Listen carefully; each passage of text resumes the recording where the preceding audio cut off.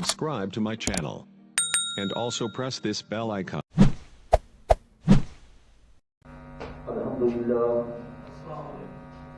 الحمد لله وحده والصلاة والسلام على من لا نبي بعده أما بعد فأعوذ بالله من الشيطان الرجيم بسم الله الرحمن الرحيم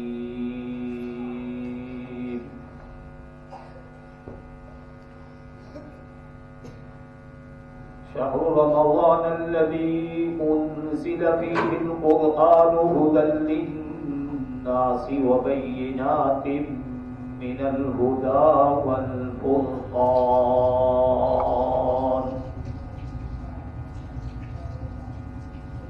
فمن شهد منكم الشهر فليصمه ومن كان مريضا أو على سفر فعدة من أيام أخر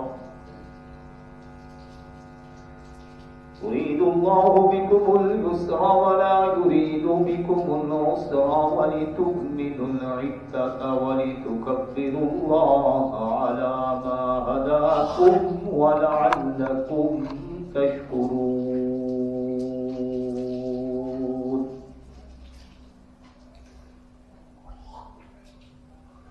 عن سلمان الفارسی رضی اللہ تعالی عنہ قال خطبنا رسول الله صلى الله عليه وسلم في آخر يوم من شعبان فقال يا أيها الناس قد أظلكم شهر عظيم مبارك شهر فيه ليلة خير من 1000 شهر جعل الله صيامه فريضة وقيام ليله تطوعا أو كما قال رسول الله صلى الله عليه وسلم صدق الله مولانا العظيم وصدق رسوله النبي الأمي الكريم. دروشی پڑھیں. اللهم صل على محمد وعلى آل محمد كما صليت على إبراهيم وعلى آل إبراهيم إنك حميد مجيد. اللهم بارك على محمد وعلى آل محمد كما باركت على إبراهيم وعلى آل إبراهيم إنك حميد مجيد. بے انتہائی قابل احترام بزرگوں اور بھائیوں، آپ حضرات کی خدمت میں اپنے آقا و مولا امام الانبیاء سیدنا و مولانا حضرت محمد رسول اللہ صلی اللہ علیہ وآلہ وسلم کا وہ مبارک خطبہ آج آپ کی خدمت میں پیش کیا جائے گا جو آپ صلی اللہ علیہ وسلم نے رمضان المبارک کی فضیلت و اہمیت بیان کرنے کے لیے ارشاد فرمایا. ظاہر ہے رمضان المبارک کا مہینہ چل رہا ہے، تو اگر رسول اللہ صلی اللہ علیہ وسلم کا باقاعدہ خطبہ ہمیں مل جائے کہ آپ نے یہ فرمایا کہ رمضان المبارک کی اہمیت کیا ہے اور اس کو کس طرح گزارنا ہے، تو یقیناً ہر مسلمان کوشش کرے گا وہ رسول پاک صلی اللہ علیہ وسلم کے بتلائے ہوئے طریقے کے مطابق رمضان المبارک سے فائدہ اٹھانے کی کوشش کرے. تو اسی نیت سے ہم یہ گفتگو کرتے اور سنتے ہیں کہ اللہ اپنے رحمت سے ہم سب کو آپ کے ارشاد فرمائے ہوئے طریقے کے مطابق رمضان المبارک گزارنے کی توفیق عطا فرمائے. سیدنا حضرت سلمان فارسی رضی اللہ تعالیٰ عنہ بڑے جلیل القدر صحابی ہیں. وہ اس حدیث پاک کو بیان کرتے ہیں اور حدیث کی مشہور کتاب صحیح ابن خزیمہ اور دوسری کتاب ہے بہقی شریف، ان دونوں کتابوں میں یہ خطبہ موجود ہے. حضرت سلمان فارسی رضی اللہ تعالیٰ عنہ فرماتے ہیں کہ خطبنا رسول اللہ صلی اللہ علیہ وسلم فی آخر یوم من شعبان. رسول اللہ صلی اللہ علیہ وآلہ وسلم نے رمضان المبارک کے شعبان کے آخری دن ہمیں ایک خطبہ ارشاد فرمایا. آپ جانتے ہیں کہ رمضان المبارک سے پچھلا اسلامی مہینہ اس کا نام کیا ہے؟ شعبان. تو شعبان کے آخری دن آپ نے خطبہ ارشاد فرمایا کیوں؟ تاکہ رمضان المبارک شروع ہونے سے پہلے ہی اہمیت و فضیلت کا پتہ چل جائے اور رمضان المبارک کا ایک سیکنڈ بھی غفلت میں گزارے بغیر صحابہ اکرام رضوان اللہ تعالی علیہم اس سے فائدہ اٹھانا شروع کر دیں۔ تو آپ نے شعبان کے آخری دن خطبہ ارشاد فرمایا اور کیا فرمایا؟ یا ایھا الناس، اے لوگو، قد اظلکم شہر عظیم مبارک، تم پر ایک بڑی عظمت اور برکت والا مہینہ سایہ کرنے والا ہے۔ سایہ یعنی تمہارے پاس ایک بڑی عظمت اور برکت والا مہینہ آنے والا ہے، اور اس سے مراد کون سا مہینہ ہے؟ رمضان المبارک۔ آپ نے اس کی عظمت اور فضیلت بیان کرتے ہوئے ایک بات ارشاد فرمائی، فرمایا شہر فیہ لیلہ خیر من الف شہر، کہ اس مہینے میں ایک رات ایسی ہے کہ اس ایک رات کی عبادت جو ہے وہ 1000 مہینوں کی عبادت سے بھی بہتر ہے۔ اور یہ بات اللہ جل جلالہ قرآن پاک میں بھی ارشاد فرما رہے ہیں، لیلۃ القدر خیر من الف شہر، کہ لیلۃ القدر کی عبادت 1000 مہینوں کی عبادت سے بھی کتنی بہتر ہے، یہ اللہ کو پتہ ہے۔ تو رمضان المبارک کے اندر ایک رات جو رمضان المبارک کے آخری عشرے کی طاق راتوں میں ہے، اس ایک رات کی عبادت اور فضیلت اتنی ہے کہ 1000 مہینوں کی عبادت کو ایک طرف رکھا جائے تو اس ایک رات کی عبادت کا وہ 1000 مہینوں کی عبادت مل کے بھی مقابلہ نہیں کر سکتی۔ شہر جعل اللہ صیامہ فریضہ وقیام لیلہ تطوعا، وہ ایسا مہینہ ہے کہ اللہ نے اس کے روزے کو فرض قرار دیا۔ رمضان المبارک کے روزے کو اللہ نے فرض قرار دیا، اور یہ قرآن پاک میں بھی ہے، من شہد منکم الشہر فلیصم، جو کوئی رمضان المبارک کا مہینہ پائے وہ روزہ رکھے۔ رمضان المبارک کا مہینہ پائے روزہ رکھے، تو روزے کو اللہ نے فرض قرار دیا، وقیام لیلہ تطوعا، اور رات کے وقت جو تراویح پڑھی جاتی ہے اس کو اللہ نے سنت قرار دیا۔ کس نے بھائی؟ کس نے سنت قرار دیا؟ اللہ نے۔ روزے کو اللہ نے فرض قرار دیا اور تراویح کو اللہ نے، اب میں یہاں تھوڑی سی عرض کروں گا، توجہ فرما کے سنیے گا کہ رمضان المبارک کا روزہ کیا ہے؟ فرض ہے، اور روزہ اسلام کے بنیادی احکامات میں سے ایک ہے۔ رسول اللہ صلی اللہ علیہ وسلم کا ارشاد ہے کہ اسلام بنی الاسلام علی خمس، اسلام کی بنیاد 5 باتوں پر ہے۔ نمبر 1 کلمہ طیبہ، نمبر 2 نماز، نمبر 3 زکوٰۃ، نمبر 4 روزہ، اور نمبر 5 حج۔ یہ 5 اسلام، دین اسلام میں سب سے زیادہ اہمیت والے اعمال ہیں، پورے دین کی بنیاد اللہ نے ان پہ رکھی، تو ان میں سے ایک روزہ بھی ہے۔ اور رمضان المبارک کا روزہ، اس کی کتنی اہمیت ہے، بخاری شریف سمیت حدیث کی اہم ترین کتابوں میں یہ حدیث موجود ہے کہ رسول اللہ صلی اللہ علیہ وسلم نے ارشاد فرمایا، من افطر یوما من رمضان من غیر رخصت ولا مرض لم یقضه صوم الدہر کلہ وان صام، کہ جس نے رمضان المبارک کا ایک روزہ بھی بغیر کسی عذر کے چھوڑ دیا، فرمایا پھر ساری زندگی بھی روزے رکھتا رہے تو رمضان المبارک کے روزے کی برکت حاصل ہو سکتی۔ رمضان المبارک کا ایک روزہ بھی اتنی برکت والا ہے کہ جو بندہ اس کو جان بوجھ کے چھوڑ دے، ساری زندگی روزے رکھتا رہے تو اس کی برکات کو حاصل کر سکتا۔ ہمارے یہاں بھائی کیا چل رہا ہے، بدقسمتی سے ایک بہت بڑا طبقہ روزہ رکھنے کے لیے تیار ہے، وہ اس کو اللہ کا حکم سمجھنے کے لیے بھی تیار، وہ گرمی کا ہو یا سردی کا ہو، اس کو اس سے کوئی غرض نہیں ہے، وہ اس کو اللہ کا حکم ہی سمجھنے کے لیے تیار۔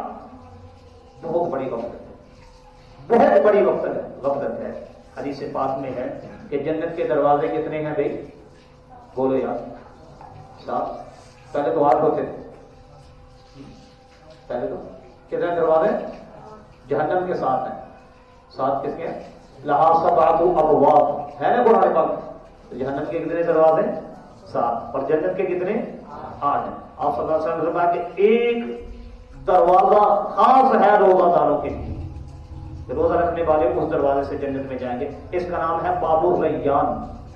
باب الریان، یہ جنت کا وہ دروازہ ہے جس سے صرف روزہ داروں کو جنت میں داخل.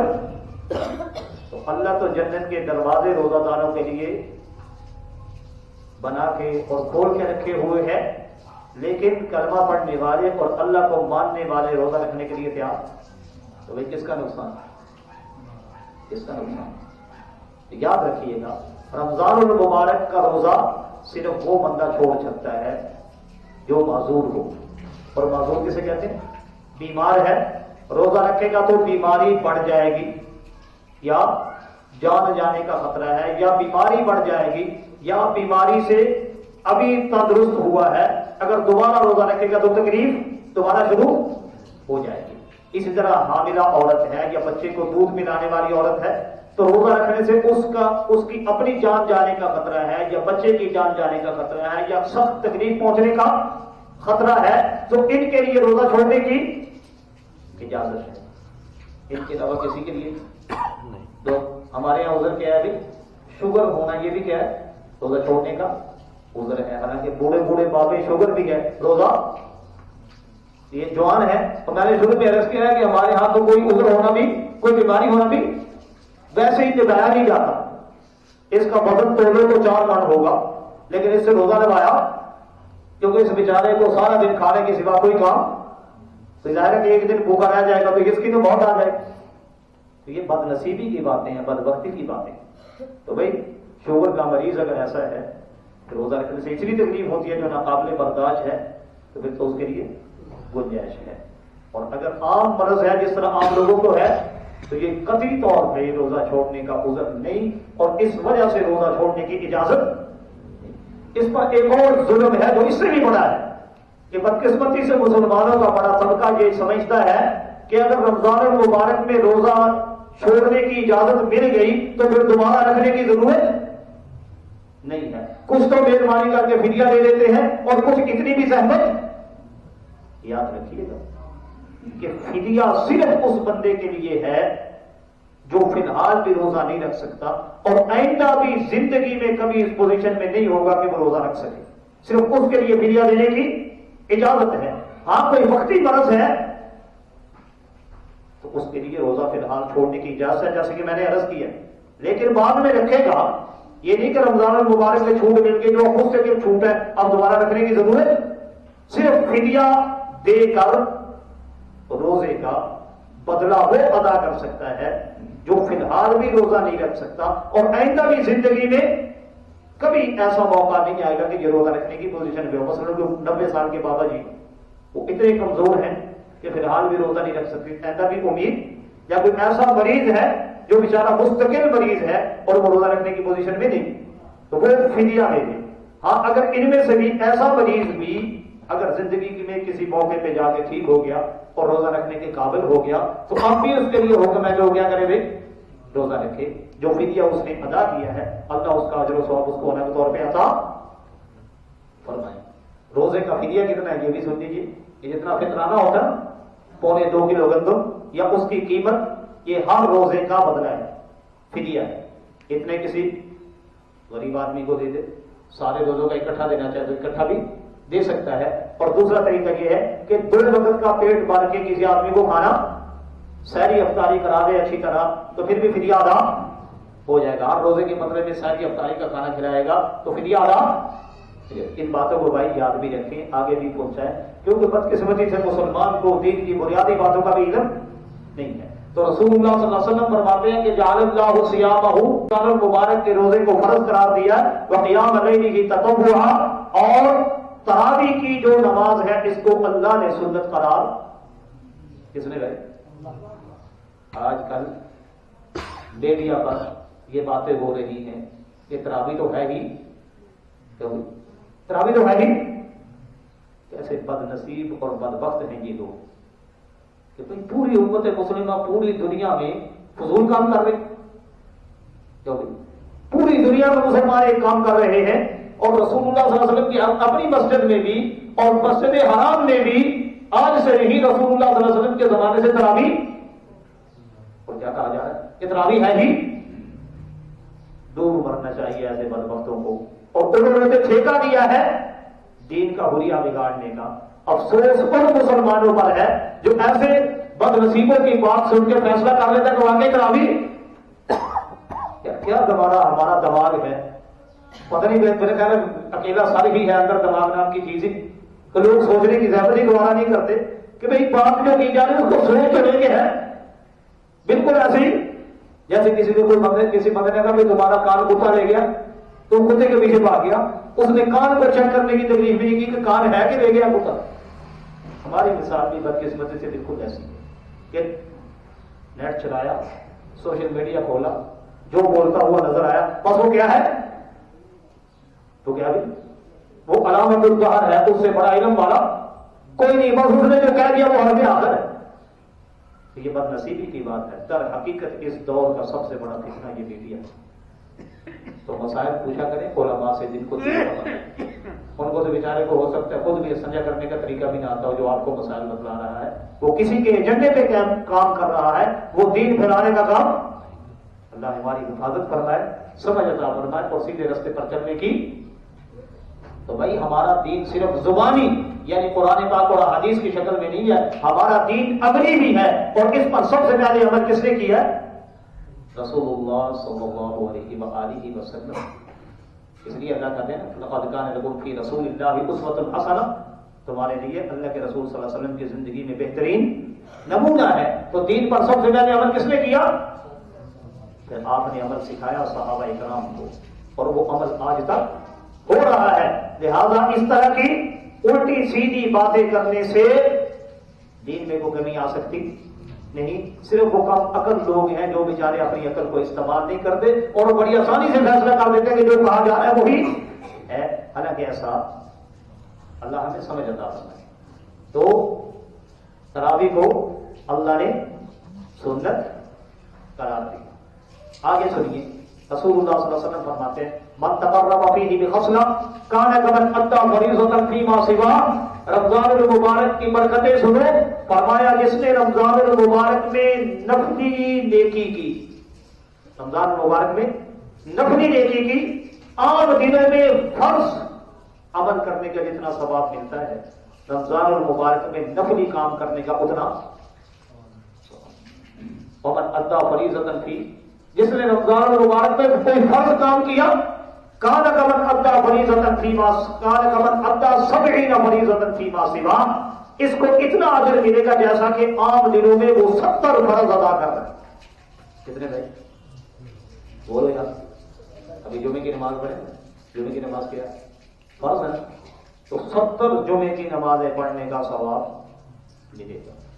اور نہیں صرف 70 نہیں، کیونکہ احادیث مبارکہ میں ہے کہ جمعۃ المبارک کے دن بھی اعمال کا ثواب 70 گنا کر دیا جاتا ہے۔ عام دنوں میں جتنا ثواب ہوتا ہے جمعۃ المبارک میں کتنا ہو گیا؟ 70 گنا۔ پھر جمعے کے دن 70 گنا ہوا تو رمضان کا جمعہ ہو تو پھر وہ 70 گنا بھی مزید۔ اب 70 کو 70 سے ضرب دے تو کتنا ہو گیا؟ کیوں بھی 4900 رمضان المبارک کے جمعے کے دن ایک نیکی کرنے پر، ایک فرض ادا کرنے پر 4900 گنا ثواب ملتا ہے۔ کتنا بھائی بولے گا؟ کیا بات ہے، آج سب نے 18 رکھا ہے، سب 18 روزہ رکھے ہیں، پھر کم پتا تو چلے گا کہ بس سے قبرستان نہیں ہے، بولے تو صحیح۔ تو 4900 گنا ثواب ہے بھائی رمضان المبارک کے جمعے میں، جمعے والے دن نیک عمل کرنا۔ ٹھیک ہے بھائی، اب ساتھ میں ایک اور بات بھی عرض کر دوں کہ رسول اللہ صلی اللہ علیہ وسلم کی خواہش تھی اور حکم بھی ہے کہ جمعے کے دن کیا کرنا ہے بھائی؟ جمعے کے دن کیا کرو؟ آپ نے فرمایا کثرت سے مجھ پر درود بھیجا کرو، جمعے کے دن کثرت سے مجھ پر درود بھیجا کرو۔ کون کہہ رہا ہے؟ محسن انسانیت امام الانبیاء حضرت محمد رسول اللہ صلی اللہ علیہ وسلم۔ تو ہمیں یہ کام کرنا چاہیے کہ نہیں؟ کرتے بھی ہو بھائی، میں نے تو بہت دفعہ عرض کی، جو نہیں کرتے آج فیصلہ کرنے اور کثرت سے مراد کیا ہے؟ یہ سامنے لکھا ہوا ہے، یہ حدیث پاک الترغیب والترہیب حدیث کی مشہور کتاب ہے، اس میں حدیث ہے کہ رسول اللہ صلی اللہ علیہ وسلم نے ارشاد فرمایا جو شخص جمعہ کے دن مجھ پر 1000 مرتبہ درود بھیجے گا، اللہ اس وقت تک اس کو موت نہیں دیں گے جب تک جنت میں اس کی جگہ اس کو نہیں دکھا دیں۔ ٹھیک ہے بھائی، جو شخص جمعے کے دن مجھ پر 1000 مرتبہ درود بھیجے گا، اللہ اس کو اس وقت تک موت نہیں دیں گے جب تک جنت میں اس کی جگہ اس کو کیا معلوم ہوا کہ یہ بندہ پکا جنتی ہے اور ایمان لے کر دنیا سے جائے گا ایمان کے بغیر۔ یہ کتنی بڑی سعادت ہے کیا بھائی؟ ٹھیک ہے، تو درود شریف صلی اللہ علیہ وآلہ وسلم، یہ پورا درود شریف ہے، پڑھو سامنے کی دفعہ صلی اللہ علیہ وآلہ وسلم، یہ پورا درود شریف ہے۔ اس کو 1000 دفعہ پڑھو، گھڑی دیکھ کر آدھا گھنٹہ بھی نہیں لگے۔ تو بھائی جنت کا ٹکٹ لے لیا آپ نے، جنت کا ٹکٹ مل جائے اور رسول اللہ صلی اللہ علیہ وسلم دے تو مشکل بات ہے؟ آسان ہے۔ لہٰذا جمعرات والے دن سورج غروب ہو جائے، اس وقت سے لے کر جمعے والے دن سورج غروب ہونے تک یہ 24 گھنٹے ہیں، رات میں پڑھیں یا دن کو برابر ہے۔ ان 24 گھنٹوں میں جو ہر جمعۃ المبارک کو 1000 مرتبہ درود شریف پڑھے گا، اللہ اس وقت تک موت نہیں دیں گے جب تک جنت میں اس کا مقام اس کو نہیں دکھا دیں۔ کوشش فرمائیں گے سب، اللہ توفیق عطا کرے۔ تو پھر آپ نے کیا فرمایا کہ جمعہ رمضان المبارک میں فرض ادا کرے تو 70 فرضوں کا ثواب۔ آگے سنیے، آپ نے فرمایا وَهُوَ شَهْرُ الصَّبْرِ، رمضان المبارک یہ صبر کا مہینہ ہے۔ کون سا مہینہ ہے بھائی؟ جس طرح آپ صبر کر کے چپ کر کے بیٹھے ہوئے نا، بلانے سے بھی بول دے تو ایسے ہی صبر کرنا ہے، بھوک لگے تب بھی صبر کرنا ہے، تراویح پڑھنی پڑے تب بھی صبر کرنا ہے، اور پوری پڑھنی ہے اور طریقے سے بدلہ کون دے گا؟ اللہ خود، رسول اللہ صلی اللہ علیہ وسلم خود فرمانا ہے وَالصَّبْرُ ثَوَابُهُ الْجَنَّةُ، اور صبر کا بدلہ کیا ہے بھائی؟ صبر کے بدلے میں جنت ملے۔ لہٰذا بھائی اگر کبھی آنکھ نہ کھلے تو بغیر کھائے پیے روزہ رکھنا پڑ جائے تو پھر صبح ہی سے ہر بندے کو جو بھی ملے کہانی نہیں سنانی، آج تو جی مارے گئے، کچھ نہ پوچھیں آج کیا ہو رہا ہے ہمارے ساتھ، یہ کہانی، یہ سب کچھ کس کے لیے ہو رہا ہے؟ اللہ کے لیے، یہ سب کچھ اللہ کے لیے ہو رہا ہے۔ تو کتنا خوش نصیب ہے وہ بندہ کہ جو اپنے پیدا کرنے والے کی خاطر تکلیف اٹھا رہا ہے، اور اللہ اس تکلیف کا ایسا بدلہ دے گے۔ فرمایا الصوم لی وانا اجزی بھی، روزہ میرے لیے ہے اور میں خود روزے کا بدلہ ہوں، میں خود، اللہ فرماتا ہے میں خود روزے کا، تو جو روزہ رکھے گا اس کو میں ملوں گا۔ تو جس کو اللہ مل جائے پیچھے جو کسر رہ جاتی، اس لیے بھی احتجاج نہیں کرنا بلکہ اللہ کے فیصلے پہ خوش ہونا ہے کہ کوئی بات نہیں، اگر مجھے تھوڑی سی تکلیف اٹھانی پڑ رہی ہے تو کس کے لیے؟ اپنے پیدا کرنے والے کے لیے۔ یقیناً اس سے بڑی سعادت کوئی نہیں۔ بھائی پیچھے پیچھے ہو بیٹھے، آنے والے حضرات کو پریشانی نہ ہو، جگہ چھوڑ دیتے ہیں جانتے سے، جزاکم اللہ۔ ٹھیک ہے بھائی، آگے سنیے، آپ نے فرمایا وشہر المباسات، یہ رمضان المبارک غم خواری اور ہمدردی کا مہینہ ہے۔ رمضان المبارک غم خواری اور ہمدردی کا، ہمدردی کس کی کرنی ہے؟ کیوں بھائی؟ انسان کی ہمدردی ہوتی ہے، تو یہ غم خواری کا اور ہمدردی کا مہینہ ہے۔ میرے محترم بزرگوں، دوستوں اور بھائیوں، آج اس سلسلے میں اتنی کمی ہے، یقین جانیے کافر مسلمان پر خرچہ کر کے اس کا ایمان لوٹ رہا ہے، اور مسلمان کو یہ بھی نہیں پتا کہ زکات مجھ پہ فرض ہے، میں نے وہ دینی۔ توجہ فرماؤ کہ یہ کتنا بڑا عمل ہے۔ ایک حدیث پاک ہے، رسول اللہ صلی اللہ علیہ وسلم نے ارشاد فرمایا کہ میری امت میں ہر وقت 500 نیک لوگ موجود ہوتے ہیں۔ میری امت میں ہر وقت 500 نیک لوگ موجود ہوتے ہیں، جن میں 40 اعلیٰ درجے کے اولیاء ہوتے ہیں۔ توجہ فرمائیے، میری امت میں ہر وقت 500 نیک لوگ موجود ہوتے ہیں، جن میں 40 اعلیٰ درجے کے اولیاء، جن کو ابدال کہتے ہیں، وہ ہوتے ہیں۔ فرمایا ان میں سے اگر کوئی بندہ فوت ہو جاتا ہے، اللہ نیا بندہ ان میں شامل کر دیتا ہے، اور اس تعداد میں کبھی کبھی نہیں آتی۔ صحابہ اکرام رضوان اللہ تعالی علیہم اجمعین نے پوچھا آقا یہ جو اعلیٰ درجے کے اولیاء ہیں ان کی نشانی کیا ہے؟ ان کی نشانی، توجہ فرمانا، آپ صلی اللہ علیہ وسلم نے فرمایا یہ وہ لوگ ہیں کہ جو ان کے ساتھ ظلم کرے اس سے درگزر کرتے ہیں، اس سے بدلہ نہیں لیتے، ایک نشانی۔ دوسری نشانی یہ ہے کہ جو ان کے ساتھ برائی کرے اس کے ساتھ بھی احسان کرتے ہیں، اس کے ساتھ بھی کیا کرتے ہیں۔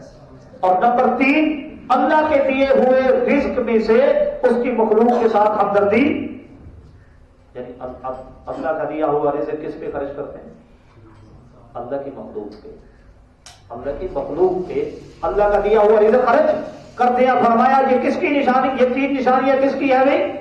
اعلیٰ درجے کے اولیاء کی، جن کو ابدال کہا جاتا ہے، کہ جو ظلم کرے اس کے سے درگزر کرتے ہیں، جو برائی کرے اس کے ساتھ احسان کرتے ہیں۔ اور نمبر 3، اللہ کے دیے ہوئے رزق میں سے اس کی مخلوق کے ساتھ ہمدردی والا سلوک۔ ایک دوسری حدیث سن لیجیے، رسول اللہ صلی اللہ علیہ وسلم نے ارشاد فرمایا جو بندہ بھوکے کو کھانا کھلائے، ننگے کو کپڑا پہنائے اور مسافر کو رات گزارنے کے لیے جگہ دے، فرمایا اس کے بدلے میں اللہ اس کو قیامت کے دن کی ہولناکیوں سے، پریشانیوں سے نجات عطا فرمائے۔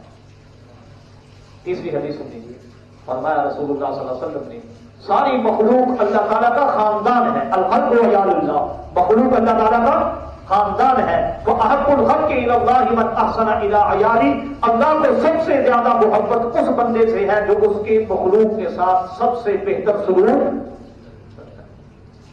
چوتھی حدیث ہوتی ہے، فرمایا رسول اللہ صلی اللہ علیہ وسلم نے من قضى لأحد من امتی حاجہ، جس نے میرے کسی امتی کی ضرورت کو پورا کیا اس نیت سے کہ وہ خوش ہو جائے، اس نیت سے کہ وہ فقط سرنی، آپ نے فرمایا یہ اس بندے نے یقیناً مجھے خوش کر دیا، اس نے یقیناً مجھے، ومن سرنی، جس نے مجھے خوش کیا، فقط سر اللہ، یقیناً اس نے اللہ کو خوش کر دیا۔ ومن سر اللہ ادخلہ اللہ الجنہ، جو اللہ کو خوش کرے گا اللہ بدلے میں اس کو جنت میں داخل کر دے گا۔ پانچویں حدیث ہم دیجیے بھی، رسول اللہ صلی اللہ علیہ وسلم نے ارشاد فرمایا جس شخص نے کسی مسلمان کو ایک وقت پیٹ بھر کے کھانا کھلایا، پانی پلایا، اس کی بھوک بھی ختم ہو گئی، اس کی پیاس بھی ختم ہو گئی، فرمایا اس کے بدلے میں اللہ اس بندے کو 3500 سال جہنم سے دور کر دیں گے۔ کتنا بھی اتنا دور کر دیں کہ وہ مسافت 3500 سال میں طے ہو۔ پھر آگے چلے گئے، فرمایا رسول اللہ صلی اللہ علیہ وسلم نے جو بندہ کسی مسلمان کا کام کروانے کے لیے اس کے ساتھ چل کے جاتا ہے، فرمایا اس کا یہ عمل 10 سال کے اعتکاف سے بہتر ہے۔ کتنا ہے؟ بولو، 10 سال کو اعتکاف کر سکتا ہے؟ ہمارے ہاں تو 10 دن نہیں ہوتا، 9ویں دن پریشانی شروع ہو جاتی ہے، چاند نظر نہ آیا تو 10واں دن قیامت کی طرح گزرتا ہے۔ تو 10 سال کا اعتکاف کوئی کر سکتا ہے؟ کتنی بڑی نیکی ہے کہ کسی مسلمان کے ساتھ کام کرنے کے لیے چلے جاؤ، کام ہو یا نہ ہو اس سے غرض، لیکن تمہارا اس کے ساتھ چل کے جانا اتنا بڑا عمل ہے کہ اللہ کے سال کے اعتکاف سے بہتر ہے۔ میرے محترم بزرگوں، دوستوں اور بھائیوں، آج ہم اپنے مسلمان بھائیوں کے ساتھ کیا سلوک کر رہے ہیں؟ تھوڑی مہربانی کریں، ادھر یہ حضرات ادھر آئیں گے تو جگہ خالی ہو جائے گی، جزاکم اللہ۔ سارے نوجوان خاص طور پہ سائڈ پہ ہوتے ہیں، آگے آگے تھوڑی ہمت کریں گی، تھوڑی ہمت کریں، باقی پیچھے آنے والے کو جگہ دیں۔ تو بھائی کسی مسلمان کا کام کرنے کے لیے چل کے جانا 10 سال کے اعتکاف سے، کھانا کھلائیں گے، ایک دفعہ کا کھانا کھلائیں گے تو 3500 سال اللہ جہنم سے دور۔ آج ہم کیا کر رہے ہیں اپنے مسلمانوں کے ساتھ کہ کافر مسلمان پہ خرچہ کر کے اس کو کافر بنا رہے ہیں۔ عیسائی NGO یہ کام نہیں کر رہے، قادیانی یہ کام نہیں کر رہے۔ ہم لوگوں کو یہ تو کہتے ہیں کہ لالچ کی وجہ سے، فلاں پیسے کی لالچ کی وجہ سے قادیانی ہو گیا، لیکن ہم اپنے گرفتار میں منہ ڈال کے کیوں نہیں جانتے کہ اللہ نے مجھ پر اور آپ پر زکات فرض نہیں کی؟ اس رب کی قسم جس نے مجھے اور آپ کو پیدا کیا، اگر مسلمان زکات پوری دے دے، پوری اللہ کی دھرتی پر کوئی مسلمان تلاش کرنے سے بھی ایسا نہ ملے جو بھوکا ہو، ضرورتیں پوری ہو جائیں۔ اب وہ کیا رہا ہے؟ اللہ کے ساتھ بھی فراڈ کرنے کی کوشش کرتے ہیں۔ جی اگر ہم وہ زیورات جو ہے گھر میں رکھا ہوا وہ بیٹی کے نام کر دے تو زکات معاف ہو جائے گی؟ زکات کو ہم نے ٹیکس سمجھا ہے۔ اور سن لیجیے، ترمذی شریف حدیث کی مشہور کتاب ہے، اس میں حدیث ہے، رسول اللہ صلی اللہ علیہ وسلم نے ارشاد فرمایا جب میری امت 15 قسم کے گناہ کرنے لگے گی نا، پھر کسی قسم کی خیر کی توقع نہ رکھنی، فارتقبوا عند ذلك ريحا حمراء، پھر سرخ آندھیوں کے آنے کا انتظار کرنا، پھر زلزلے کے آنے کا انتظار کرنا، پھر شکلوں کے بگڑ جانے کا انتظار کرنا۔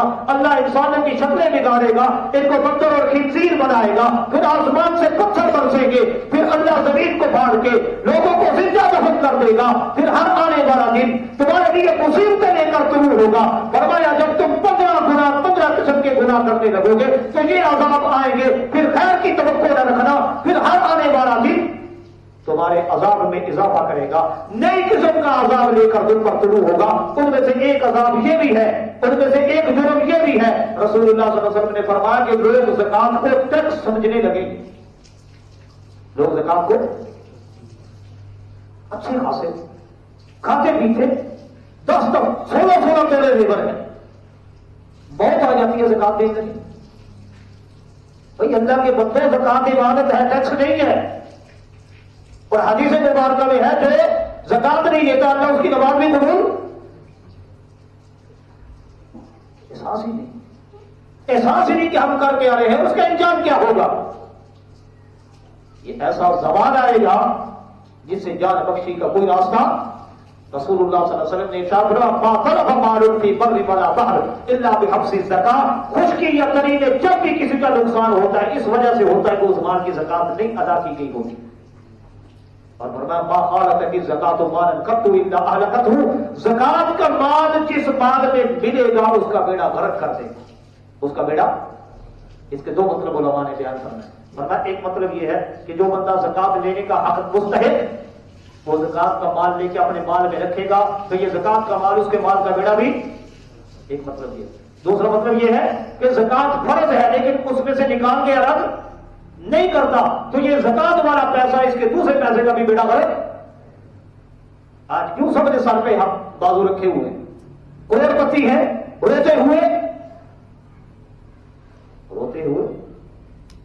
بار نہیں آتی ہے، اور خاموشی کا بندہ انتظار کرتا رہتا ہے، خاموش ہونے کے لیے تیار کہ ہمارے اعمال اور ہمارے کرتوتوں نے ہمیں یہاں تک پہنچا دیا ہے کہ اللہ کے حکموں کا اور اللہ کے فرائض کا اس طرح مذاق اڑایا جا رہا ہے کہ ان کو کسی بھی درجے میں ہمیں اہمیت دینے کے لیے تیار۔ تو پھر یاد رکھیے گا کہ اللہ کی طرف سے بھی ہمیں کسی قسم کی خیر کی توقع رکھنی۔ ومن اعرض عن ذکری فإن له معیشۃ ضنکا، اللہ فرماتے ہیں جو میری یاد سے منہ موڑے گا میں اس پر زندگی کو تنگ کر دوں گا، اس پر زندگی کو۔ لہذا بھائیو اگر ہم کسی کی زیادہ خدمت نہیں کر سکتے، اپنی طرف سے خدمت نہیں کر سکتے تو کم از کم جو اللہ نے ہمارے مالوں میں غربا کا حق رکھا ہے وہ تو دے دیں۔ کہیں ایسا نہ ہو کہ ہم غریبوں کو دنیا برباد کر دیں اور اس کے بدلے میں ہماری آخرت برباد ہو جائے۔ اللہ نے سمجھ عطا فرمائے، ہماری اصلاح فرمائے، ہمیں سیدھے راستے پر چلنے کی توفیق عطا فرمائے۔ یہ کیسے اعمال ہیں، کاش ہمیں اندازہ ہوتا اور اللہ کی قسم اس کے ذریعے سے اللہ انسان کو وہ مقام دیتے ہیں کسی اور ذریعے سے مل سکتا۔ اللہ کی مخلوق کی خدمت کرو، تمہارے اندر بھی کوئی سرخاب کا پر لگا ہوا ہے، اللہ نے تمہیں 50 ایکڑ زمین دے دی ہے، دوسرے کے پاس ایک مرلہ بھی نہیں، تو ابھی تمہارے پاس اتنے لوگ ہیں کہ تم گنتی نہیں کر سکتے، دوسرے کے پاس بیچارے کے پاس دعائی دینے کے لیے بھی پیسے۔ یہ امتحان ہے جو اس کو سمجھ لے گا وہ پاس ہو جائے گا اور جو نہیں سمجھے گا وہ برباد ہو جائے گا، جس طرح ہماری آنکھوں کے سامنے یہ سب کچھ ہو رہا ہے۔ اس لیے اپنے فرائض کا خیال کریں، کم از کم فرائض ادا کر کے جائیں تاکہ کل اللہ کے سامنے شرمندگی کا سامنا نہ کرنا پڑے۔ پھر رسول اللہ صلی اللہ علیہ وسلم نے ارشاد فرمایا من فطر فیہ صائما، جس نے کسی روزہ دار کو روزہ افطار کروایا اللہ اس کو 3 قسم کا اجر عطا فرمائیں گے، 3 انعام عطا فرمائیں گے۔ ٹھیک ہے، کان مغفرۃ لذنوبی، پہلا اجر یہ ہے، پہلا انعام یہ ہے اس کے گناہوں کو معاف کر دیں گے، اس کو گناہوں کو معاف کر دیں گے۔ وَإِنْ قَرَقَبَتِهِ مِنَ النَّارِ، نمبر 2 اس کو جہنم سے آزادی عطا فرمائیں گے، اس کو جہنم سے آزادی عطا فرما دیں۔ اور نمبر 3 جتنا ثواب روزے دار کو ملا ہے اتنا ہی ثواب اس کو ملے گا جس نے روزہ افطار، لیکن اس کے ثواب میں سے کٹوتی نہیں ہوگی بلکہ اللہ اپنی طرف سے جتنا ثواب اس کو دیں گے اتنا ثواب اس کو دیں گے جس نے اس کا روزہ افطار۔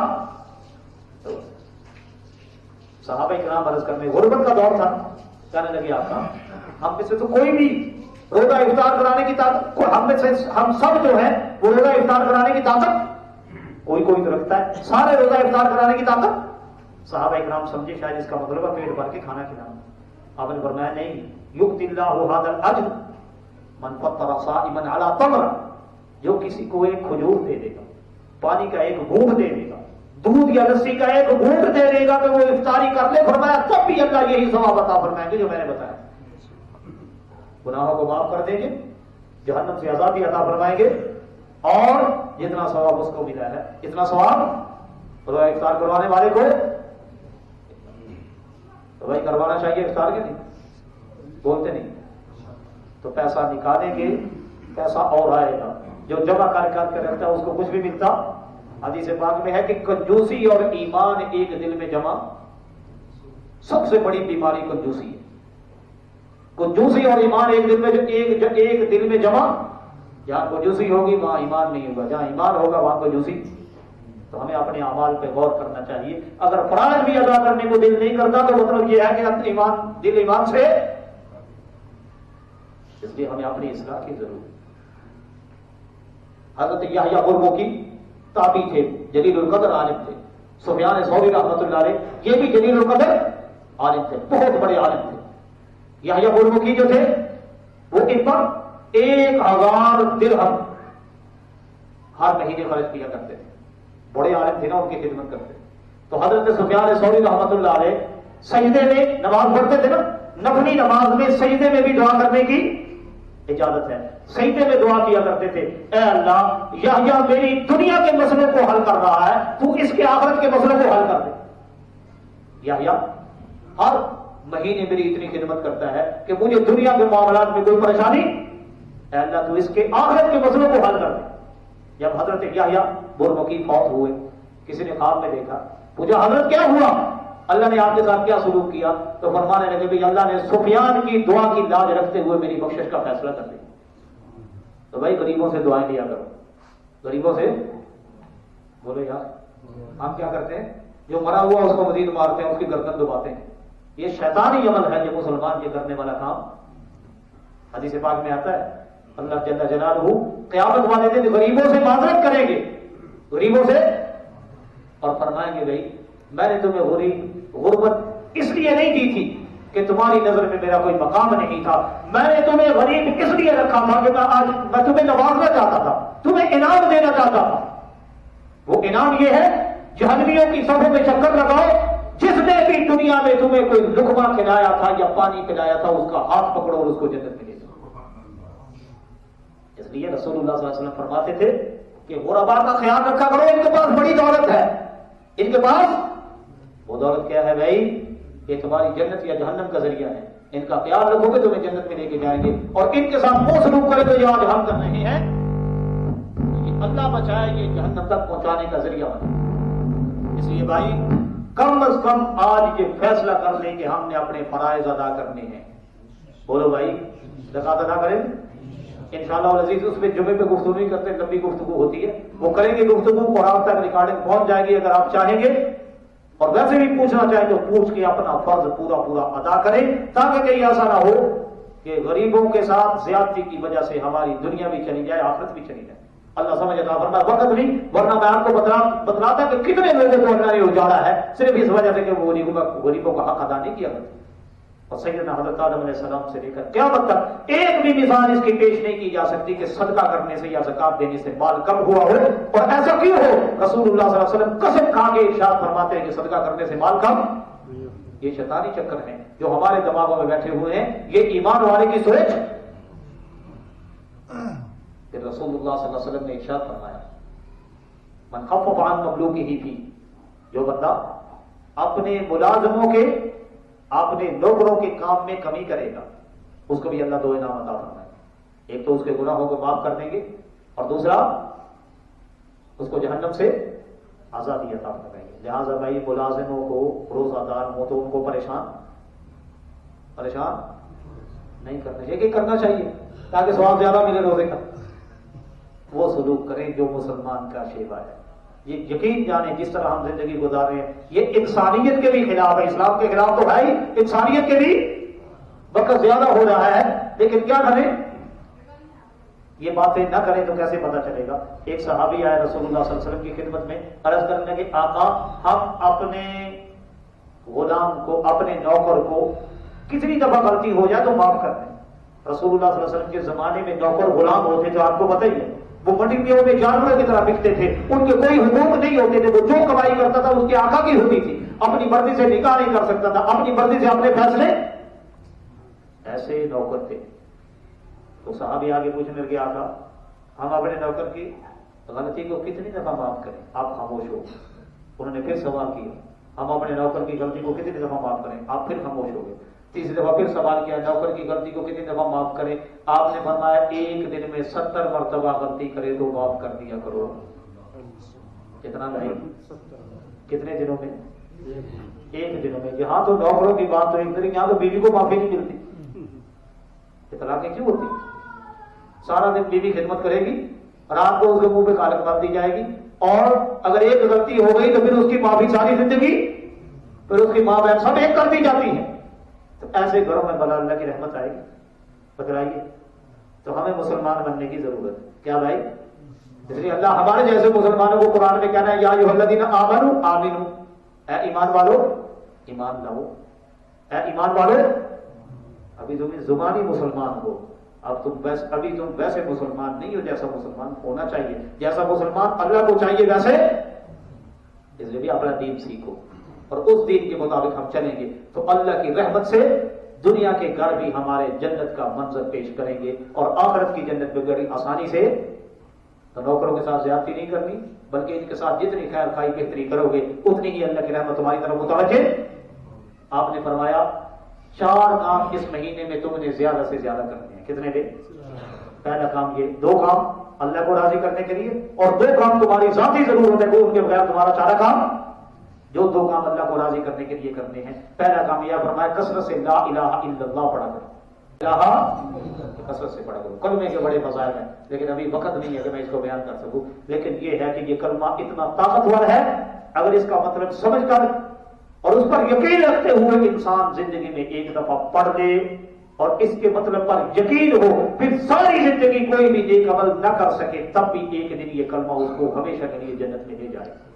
یہ اتنا طاقتور کلمہ، اس کو پڑھتے رہنا چاہیے، اس کا مطلب بھی سمجھنا مطلب کیا ہے؟ لا الہ الا اللہ، اللہ کے سوا کوئی عبادت کی لائق، کوئی مشکل کشا، کوئی حاجت روا، کوئی بگڑی بنانے والا، کوئی مسئلوں کو حل کرنے والا، کوئی نفع نقصان کا مالک، کوئی مصیبتوں کو لانے والا بھی نہیں، ٹالنے والا بھی۔ عالم الغیب کون ہے؟ اللہ۔ قادر و ناظر کون ہے؟ اللہ۔ مختار کل کون ہے؟ اللہ۔ اولاد کون دیتا ہے؟ اللہ۔ مدد کون کرتا ہے؟ یہ سب لا الہ الا اللہ کا مطلب ہے۔ اس پر یقین رکھتے ہوئے زندگی میں ایک دفعہ پڑھ لیا پھر کوئی بھی نیکی نہیں کی اور یقین برقرار ہے، اسی حالت میں موت آ گئی تو تب بھی اپنے گناہوں کی سزا بھگت کر ایک دن جنت میں چلا جائے گا۔ اس لیے اس کلمے کو کثرت سے زبانوں سے پڑھا کرو۔ سب سے افضل ذکر لا الہ الا اللہ ہے۔ فرمایا دوسرا کام کیا ہے؟ استغفار۔ دوسرا کام کیا ہے بھی؟ کثرت سے استغفار کرو، اللہ سے اپنے گناہوں کی معافی مانگو، اللہ سے اپنے گناہوں کی۔ بس ایک بات کر کے آگے چلتے ہیں۔ حدیث پاک میں ہے رسول اللہ صلی اللہ علیہ وسلم فرماتے ہیں جب اللہ نے شیطان کو جنت سے نکالا تو شیطان نے قسم کھا کے کہا کہ اے اللہ جب تک تیرے بندوں کے جسموں میں روح باقی رہے گی اس وقت تک میں ان کو گمراہ کرنے کی کوشش کروں گا، ان کو گمراہ کرنے کی کوشش۔ اللہ نے اس کے جواب میں 3 قسمیں کھائیں۔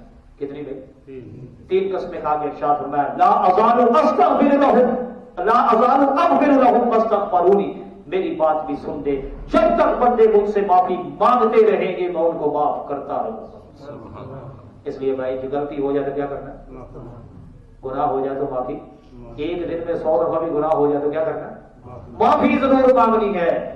معافی مانگنے سے شیطان کی پشت لگ جاتی ہے، اور جو مسلسل معافی مانگتا رہتا ہے ایک دن شیطان اس کا پیچھا چھوڑ دیتا ہے، بھائی اس کو گناہ کرانے کا کوئی فائدہ، یہ بندہ میرے قابو میں آ سکتا، اس لیے گناہوں سے بچنے کی کوشش بھی کریں، لیکن گناہ ہو جائے تو معافی مانگنے میں دیں، اور معافی مانگ کے سمجھے پچھلا کھاتا صاف ہو گیا، چاہے دن میں 100 مرتبہ بھی معافی مانگنی پڑے تو پریشان ہونا، اللہ بہت مہربان ہے، بڑا معاف کرنے کا۔ اور دوسرے 2 کام فرمایا جو تمہاری ذاتی ضرورت ہے وہ یہ ہے کہ ایک تو اللہ سے جنت کثرت سے مانگنا، رمضان المبارک میں اللہ سے جنت کثرت سے مانگنی ہے، اور جہنم سے کثرت سے پناہ، یہ دو چیزیں حدیث پاک میں آتا ہے. جو بندہ 3 دفعہ کہتا ہے یا اللہ مجھے جنت میں داخل فرما، تو جنت اس کے لیے سفارش کرتی ہے اللہ اس کو مجھے اندر داخل ہونے کا موقع عطا فرما. وہ تو بندہ 3 دفعہ جہنم سے پناہ مانگتا ہے، جہنم اس کے لیے سفارش کرتی ہے اللہ سے یا اللہ اسے مجھ سے پناہ اور نجات عطا فرما. آخری بات رسول اللہ صلی اللہ علیہ وسلم نے پھر فرمائی ومن سقا صائما، جس نے کسی روزہ دار کو پانی پلایا، سقاہ اللہ من حوض شربا، اللہ اس کے بدلے میں اس کو میرے حوض کوثر سے پانی پلائیں گے. اور اس پانی کی خصوصیت یہ ہوگی کہ لا یظمأ حتى يدخل الجنہ، جب ایک دفعہ انسان پی لے گا تو پھر جنت میں داخل ہونے تک اس کو دوبارہ پیاس. پھر آخر میں آپ نے پھر وہی بات کیا کرنا کہ روزہ داروں کے پانی بھی پلانا ہے اور افطاری بھی کریں گے. جتنا موقع ہو جتنے بس میں ہو کریں. یہ نیکی کے پہاڑ ہیں، یہ ایسے اعمال ہیں کہ جن کی وجہ سے بندہ وہ نیکیاں حاصل کر سکتا ہے جو کسی اور ذریعے سے ممکن نہیں. اللہ اپنی رحمت سے ہم سب کو ان گزارشات کو سمجھ کر ان کے مطابق رمضان المبارک گزارنے کی توفیق عطا فرمائیں. وآخر دعوانا الحمدللہ رب العالمین. Subscribe to my channel and also press this bell icon.